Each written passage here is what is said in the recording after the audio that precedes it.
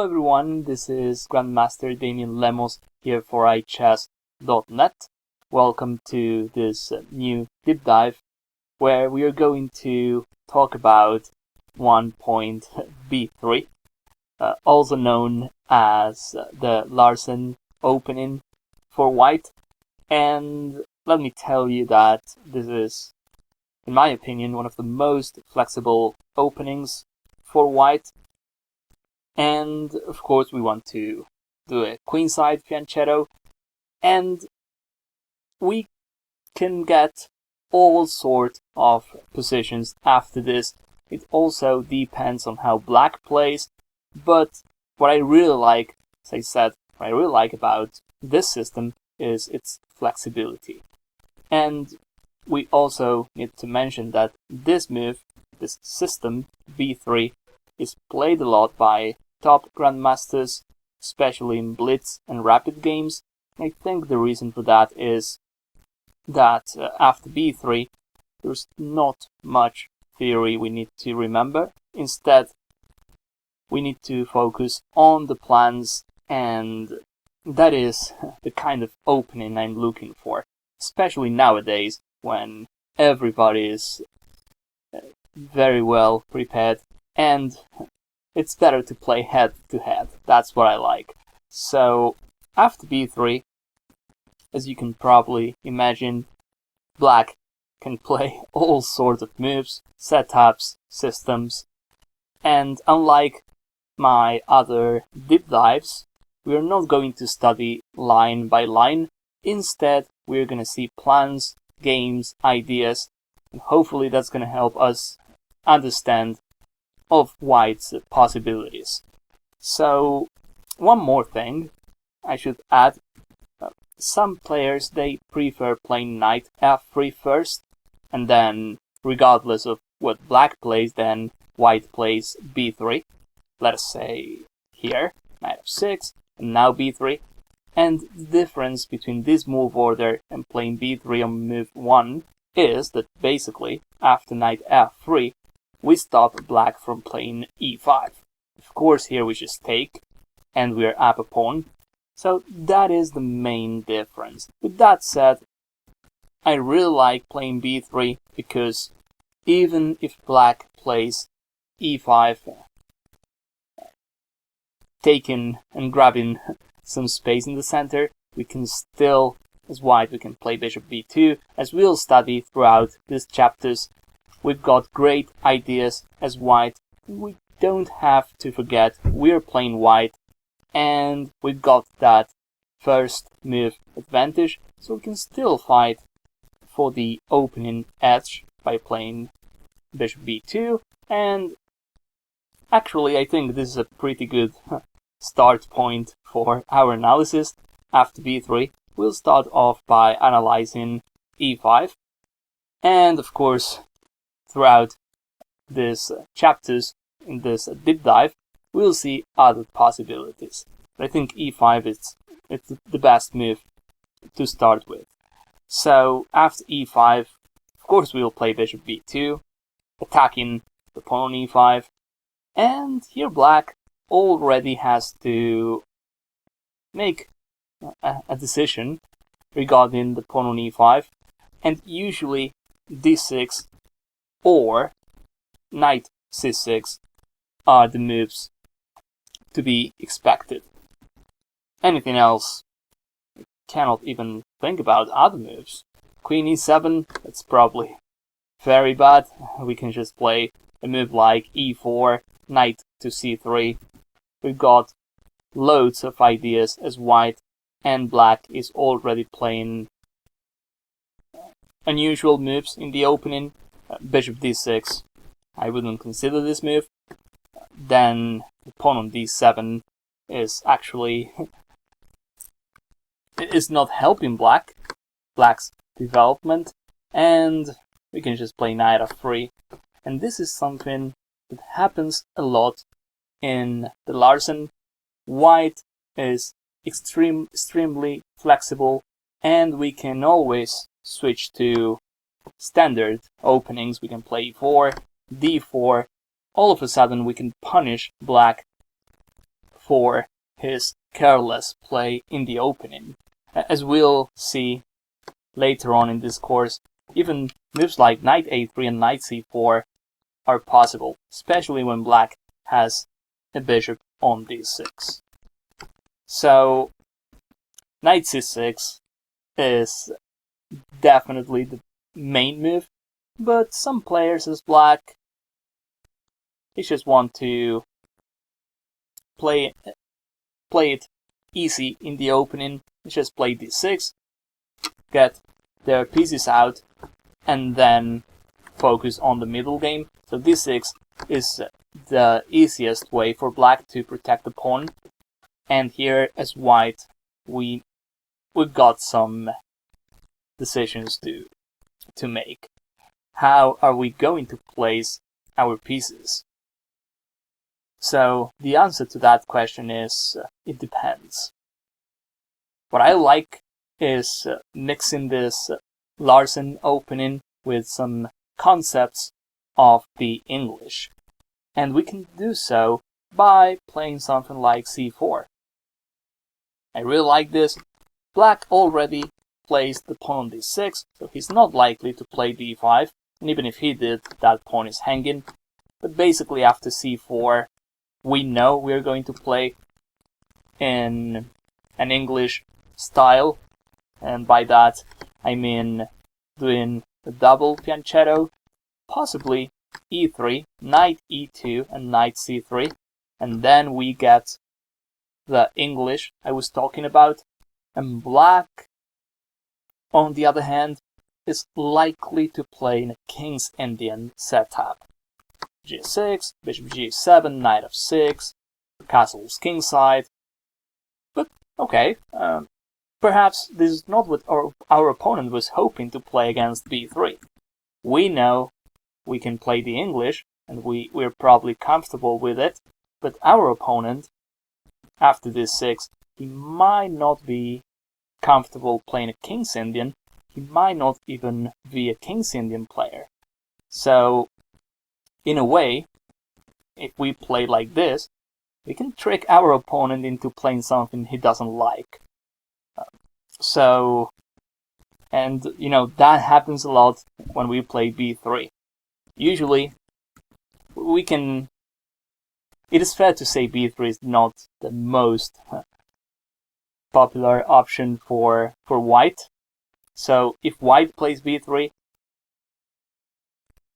the player playing white is usually aware of the theory, whereas black, he might not be. Black might not have any prior knowledge of what to play after b3. Usually, any club player or any professional player is ready to meet e4, d4, c4, knight f3, the most popular choices. But b3, I've known some strong players that they don't have a main line against b3. They just start thinking right off the first move. So that's also something favoring us. We'll have a lot of ideas after b3, whereas our opponents, they might be improvising even during the first moves. So I think that's something worth mentioning. And as I was saying, after d6, I like playing the English, but we'll see from this position onwards, we'll see some games. We'll focus on the middle games, and that's what we'll do in other lines too. So after d6, the first game I chose is a game Nakamura played against Anand. Of course, these grandmasters, they don't need any introduction. And let's see how Nakamura played. This was a rapid game, and white played with e3, knight f6, and here Nakamura played d4.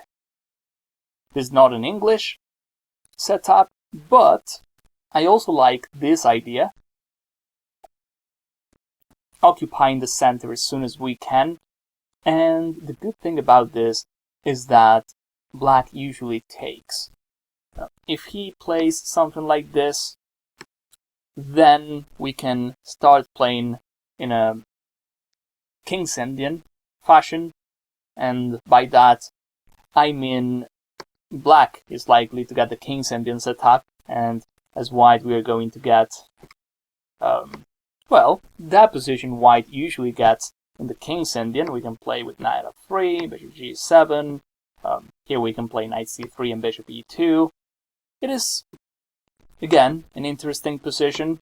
Usually the bishop goes to e2, not d3, because we are exposing our pieces to a fork. e4 is not working yet, but it might work later. So bishop e2, and, well, this is a line white can play against the King's Indian. Quite interesting. But, yeah, usually black takes on d4, closing up the center. Playable too here, apart from c4 and knight c3, which could potentially lead to a French defense with reversed colors, and white having an extra move. Apart from that, we can consider d5 here, and then c4. One day, I can tell that pawn on e4 is going to be it's going to be a target, and it's not easy for black to protect it. So d4, interesting, as we'll see in a couple of minutes. Playing the English setup is what I like, but I think this d4 idea is worth considering as well. So black took on d4, queen takes d4. These are the moves that you need to know beforehand.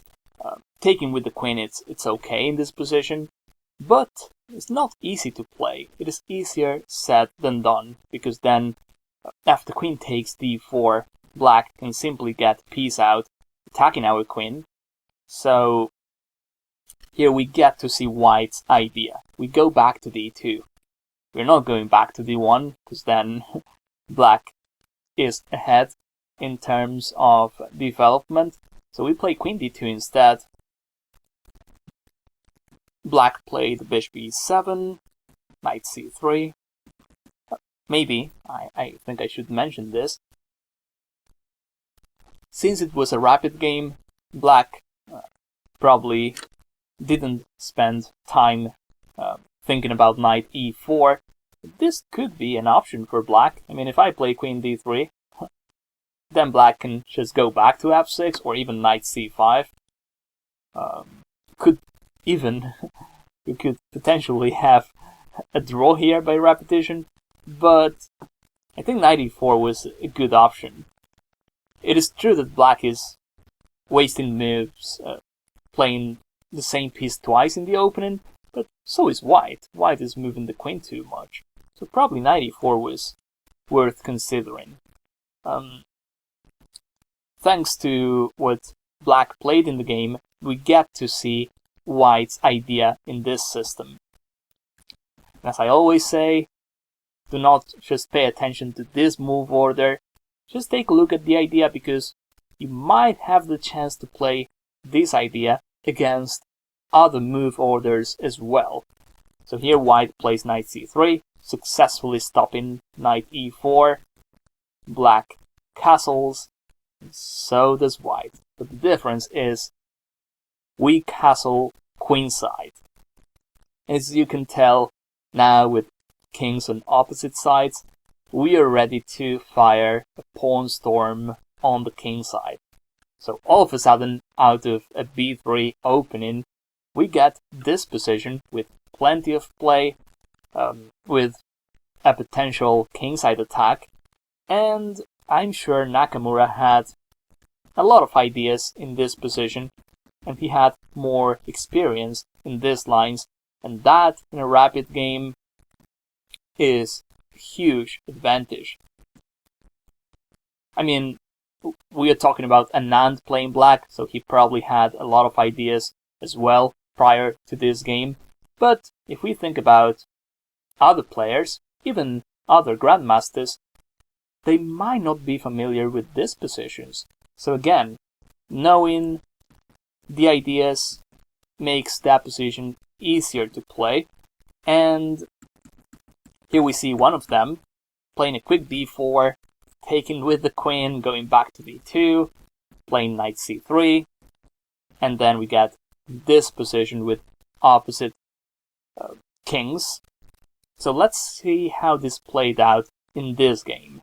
Since it was a rapid game, of course, we're likely to see a lot of mistakes, but what black did makes a lot of sense to me, playing a6, trying to play b5, thus getting a queenside attack, and here white plays with f3.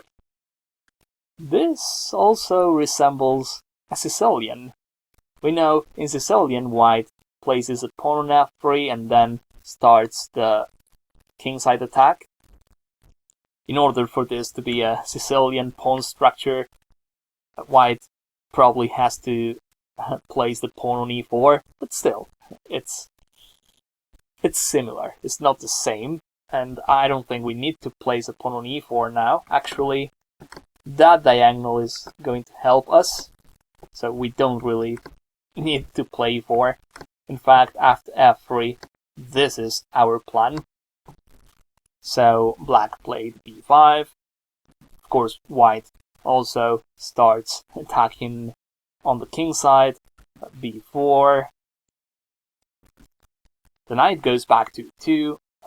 That is a key decision in this game as well, because, well, it's probably knight e2 or knight a4. And I think knight a4 is worth considering as well, because it's not going to be easy for black to open up the queen side now. But after knight e2, black can play a5, which is what he played in the game. White keeps on bringing its pieces to the king side. Now, by guarding this square, then g5 becomes a threat. And okay, here black played knight e8, and I think this is where white took over the initiative in this game. I think a move like a4 is probably a better decision for black, even bishop d7, just getting more and more pieces out. Perhaps Anand didn't play a4 in view of bishop b5, but we know that when it comes to attacking, material doesn't matter much, let alone pawns. I mean, black can easily afford sacrificing a pawn here, as long as the queen side is open. So this is not really an issue for black. This is actually great for him, because the A file is going to be great for black. And this is probably too much, but even a move like rook takes a4 is probably decent for black. I'm sure black has compensation, to say the least. But yeah, before sacrificing a rook like that, black has to double check. All I'm saying is, in a position like this, as black, I wouldn't play passive. I think a4 is probably the right approach. Or, as the engine says, bishop d7 or bishop b7 are probably better options. But that's also easier said than done. And here I would like to mention something I mention a lot in my courses.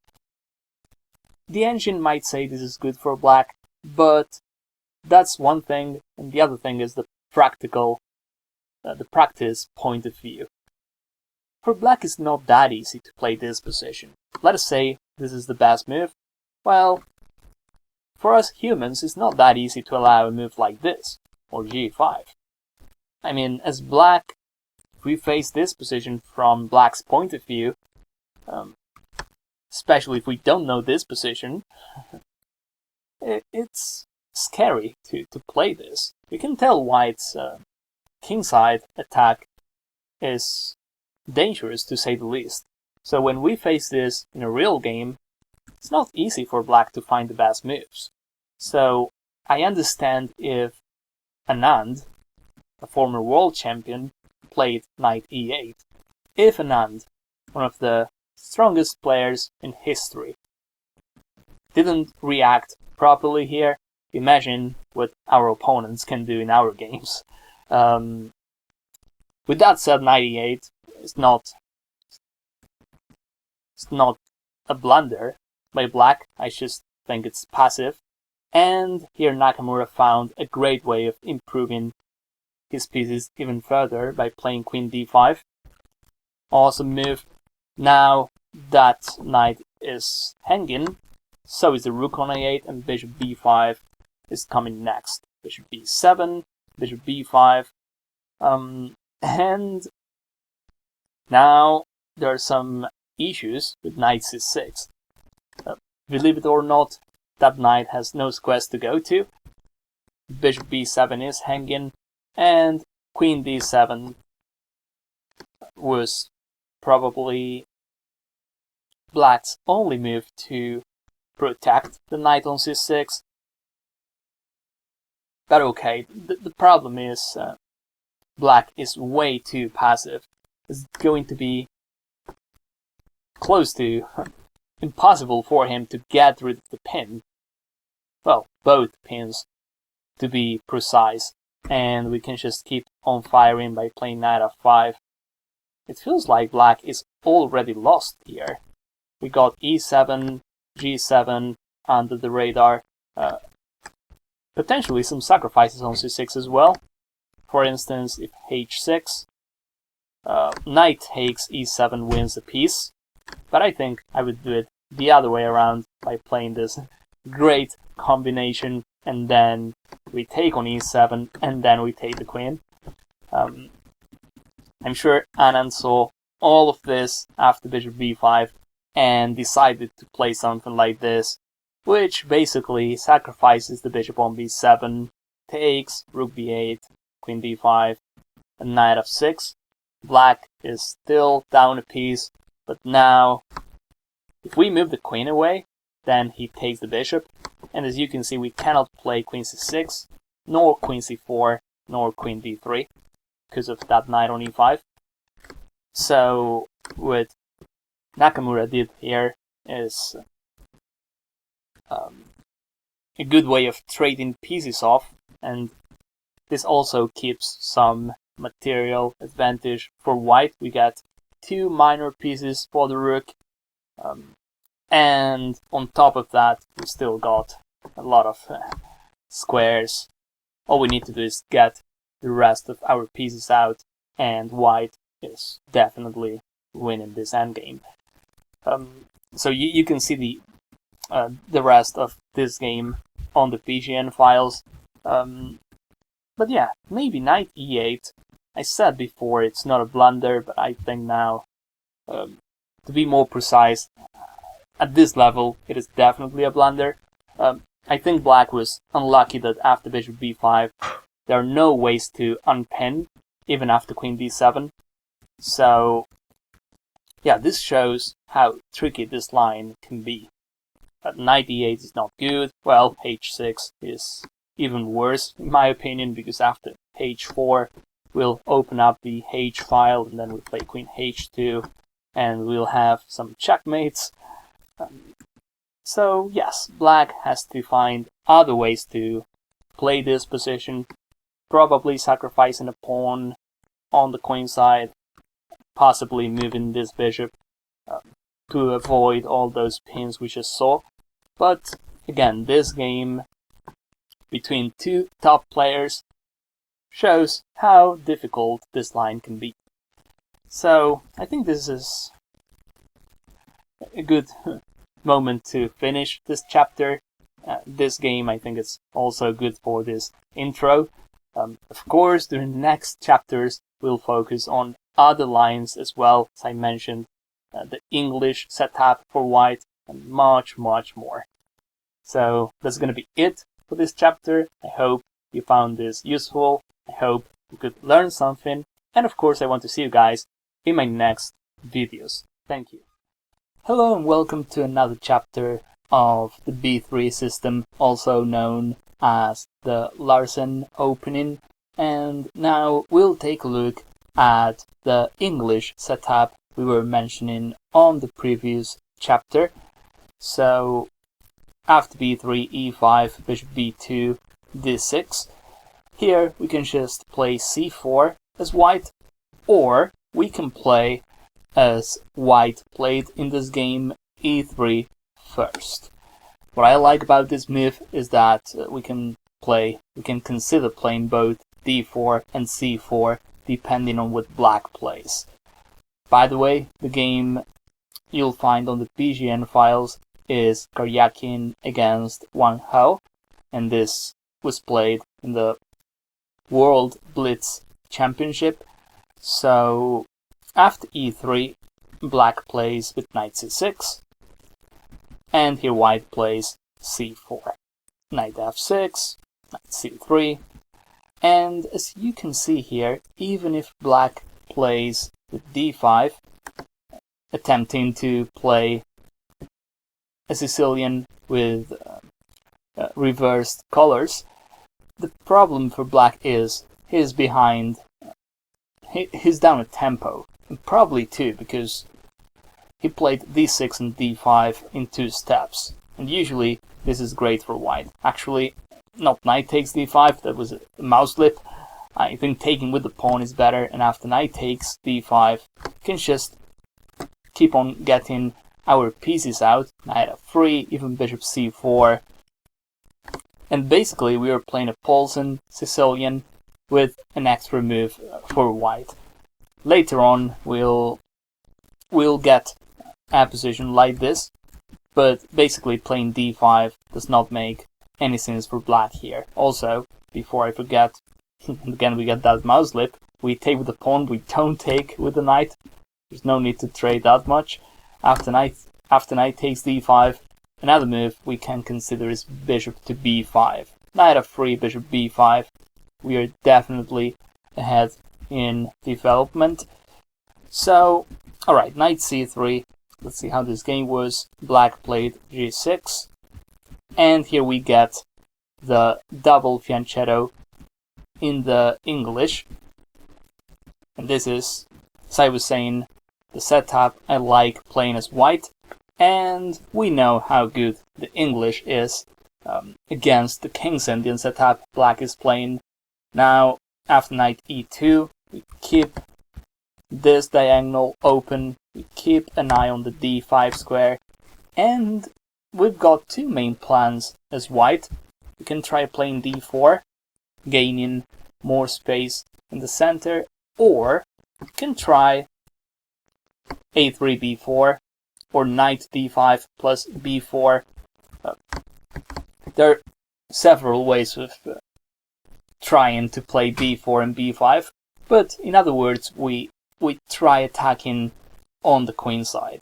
So if you want to know more about these setups, I've made a deep dive on the English, and I usually recommend structures like this. There's also, if you are an English player, then you probably know, I'll just play random moves to show you.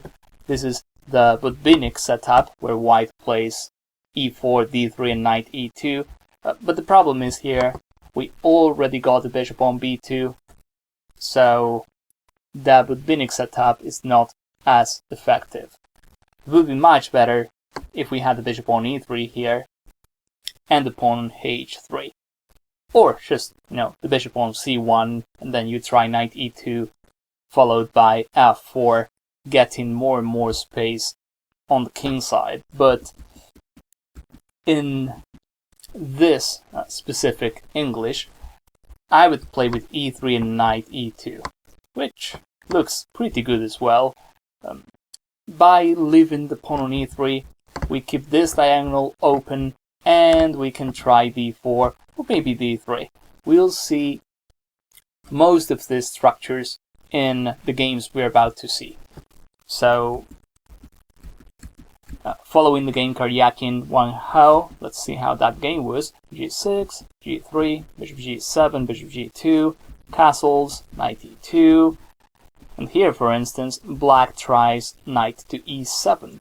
Clearly Black wants to play with D5, thus freeing its position and getting some space in the center. If Black tries something like Bishop E6, well, he's also trying to play D5. Here we've got two options. We can castle, allowing D5, or we can play this move. And this is quite natural reaction for White in positions like this. There's another way of dealing with D5, and that is playing D4. We'll also see this move in action throughout the next games. By the way, for this English setup, I've chosen like I think 5 or 6 games, so we'll definitely take a look at all of them, at least the middle games. So there's a lot of information coming up. Okay, Bishop G2, castles, Knight E2. Black decided to play Knight to E7, and well, Knight D5 now is possible for us, but the thing is, he already got 2 knights guarding that square. We're not really stopping him from playing D5. He can even play C6, and then we'll have to make a move, and then Black is likely to play D5 next. So I think our Knight D5 makes more sense when Black has the Knight on C6, because then it's not easy for Black to play C6. So, by playing D4, we also stop him from playing D5. Now, the action is going on here, and Black, in this game, decided to play C6. We'll see other situations where Black takes on D4, and in this position, I don't mind playing Queen takes D4. We'll see that move happening in other game, but even pawn takes or knight takes are interesting. In general, I like taking with the knight, at least in this position, because then we get what I call the ideal position against the King's Indian setup. We get the fianchetto system with the pawn on E3, and this bishop is going to be quite powerful. If we had the pawn on E4, we still have an edge as White, but with the pawn on E3 it's even better, because for Black it's tough to deal with this pressure along the G2 V7 diagonal. And if Black plays something like C6, well then there's another new weakness, and we are talking about the D6 pawn. And another thing I like about these structures is that playing as White is easy. Our game as White is easy. So after C6, White castles. Black has to be careful after playing C6. I mean, I like that move because it does stop our bishop on G2, but on the other hand, that diagonal becomes a liability for Black. So Queen C7, Queen D2. As I was saying, playing as White is easy in this line. Rook D8, Rook FD1, and it feels like one day, at some point, Black has to take on D4. It's not easy to keep the tension in the center for much longer. And if Black doesn't take on D4, if Black plays passive moves, not only we can consider taking on E5, in fact that's a threat at the moment because Rook D8 is hanging, but we can also consider B4 and B5, thus gaining more space on the queen side. So Black can't just sit and wait, he has to take, and here we see the queen takes d4 I was talking about earlier. So queen takes d4, really nice move. Of course, knight takes d4 is also good. And it doesn't change the assessment of that position. We don't really want to take with the pawn, because then d6 is no longer weakness. The file is closed, so both queen takes or knight takes d4 are just fine for white. As I was saying, the assessment is still the same. And after queen takes d4, probably the bonus of this move is that black can make a huge mistake here, playing a move like knight d5. Of course, since we've got a bishop on b2 and a queen on d4, we've got a battery here, and we can consider moves like knight takes d5, but it's even better to just play the straightforward queen takes bishop, check, and after king takes, then we've got another check, discovered check, and then we take the queen. So queen takes d4. Of course, we've got this tactic, but as I was saying, there's not a big difference, in my opinion, between queen takes and knight takes d4. I think both moves are fine. If black plays something like knight f5, which looks like a much better move, then we just go back. Sorry about that mouse flip. We go back to d2, although d3 is also possible. Just go back to d2, we can play rook c1, and again our position is much better. Our king side is solid, we've got full control of the center, and black cannot play d5. That would be the free move, but d5 feels miles away in this position. And I think the space advantage white has speaks for itself. So queen takes d4. We'll see a couple of more moves of this game before we carry on. Bishop g4. It makes sense for black to trade some pieces off, because black is lacking space, but we don't mind as white. Now we also get the bishop pair, which is always good. No risk, our queen on d4 is fine, so black plays a5. Since this was a blitz game, mistakes are likely to happen.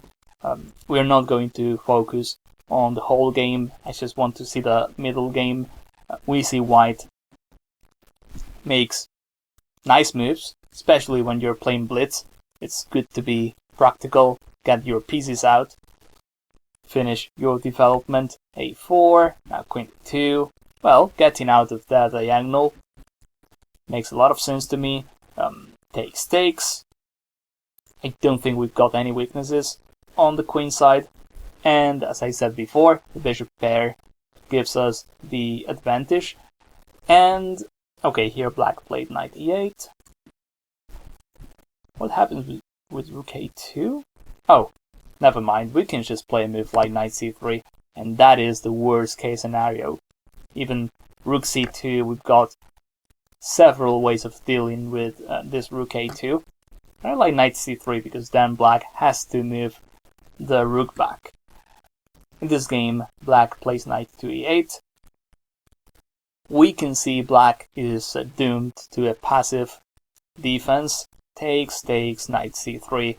And overall, I think white is better. Perhaps clearly better. But the main reason is black has no real counterplay. Black has no targets to attack. White, on the other hand, still has a bishop. Black doesn't. A move like knight e4 is likely to happen. b4, b5. And then we try creating more weaknesses on the queen side. So basically this is a one-sided game. And these are the positions we are looking for when we play the English setup with b3, also known as the double fianchetto. And not only I've recorded deep dive on the English, I've also recorded a deep dive on the double fianchetto. So as you can tell, these two systems are related, and the ideas are similar too. That's why, as I always say, I like focusing on the ideas. There's no point in memorizing moves or studying move by move when you can focus on the ideas, and that is much better for your openings and for your chess understanding as well. So that's gonna be it for this chapter. During the next video we'll see more of the English setup. There's much more to analyze. As I said, I chose I think it's 6 games to analyze, so we'll continue on the next chapter. Hope you found this useful, hope you could learn something, and I'll see you guys in my next video. Thank you.